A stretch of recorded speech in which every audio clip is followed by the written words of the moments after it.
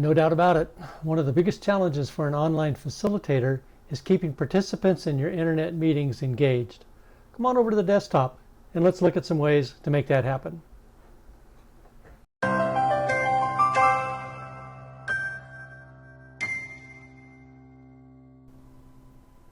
When I work with people who are new to the role of being an online facilitator, I'll ask them what are the difficult behaviors they worry about. They say, how do I keep people engaged when I know they are tempted to multitask, play with the dog, cook lunch, etc.?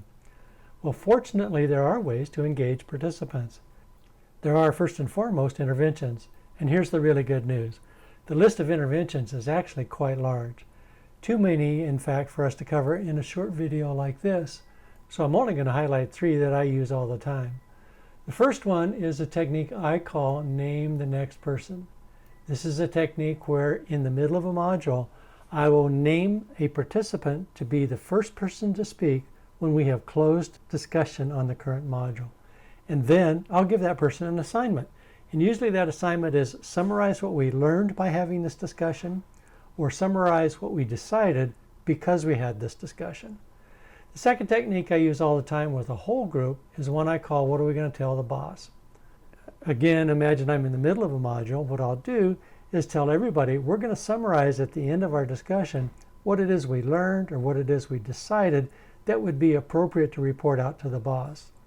And then when we get to the end of the module, I will carry people into a short brainstorming exercise of briefing points that would be appropriate to tell the boss who has not participated in this online meeting.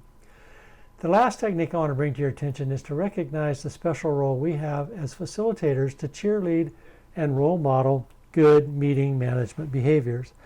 Imagine we have a participant, say it's Jane or Joe, and they do something really good in the meeting.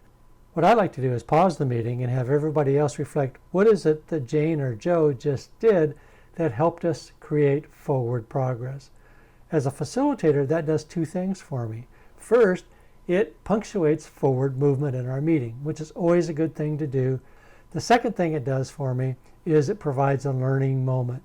If Jane or Joe has done something that's been really helpful, it's good for the group to pause and reflect, what is it that Jane or Joe just did that's a good management behavior that they ought to use in future online meetings.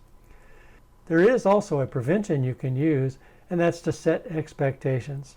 What I like to do is encourage new online facilitators to conduct an intake interview with the meeting sponsor or the client and essentially negotiate expectations for the upcoming online meeting. Now bear in mind, the people around you already have experience with you being an expert in-person facilitator. And if you don't do anything, they are going to carry forward the expectations for your productivity as a facilitator in an in-person meeting to the online environment. And of course, online meetings are more difficult to facilitate. So if you don't do anything, people are going to implicitly set expectations that may be difficult for you to manage. There you have it. There are some ideas about how to make sure you have engaged participants in your online meetings. Keep in touch as we all learn together about how to have more productive online meetings in the future.